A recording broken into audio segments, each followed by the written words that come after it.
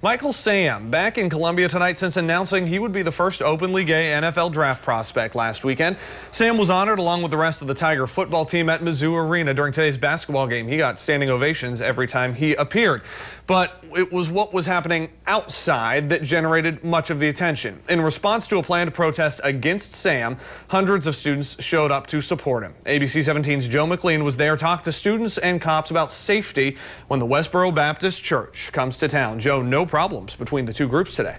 Evan, a large community of students has rallied behind Michael Sam and today stood in the bitter cold to prove it. On one side of Stadium Boulevard, the infamous Westboro Baptist Church held signs in protest of Michael Sam's announcement that he was gay. On the other side, a quarter-mile of students, friends, and gay rights activists stood in support of the former Tiger defensive end. We're here trying to support Michael Sam because he's awesome.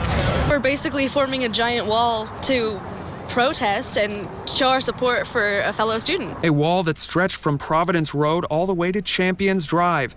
And because of this extra activity before the Mizzou basketball game, MUPD took extra measures to make sure it didn't get out of hand.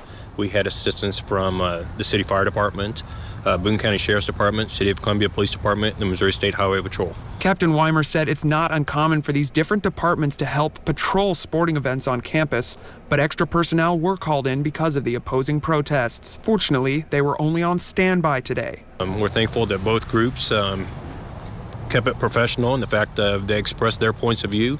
There was no problems or issues between the groups, which is good.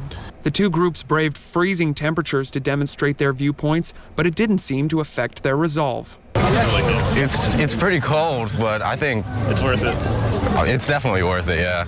I think that this, again, has shown Columbia's spirit of being open and willing to be supportive.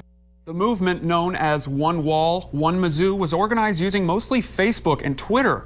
More than 17,000 people were invited through Facebook alone. Evan, back to you. The power of social media. Thanks a lot, Joe. The last time that group came to Columbia, another wall formed, this one all in red and made up of the Patriot Guard. It was for the funeral of Army Specialist Sterling Wyatt in downtown Columbia in 2012.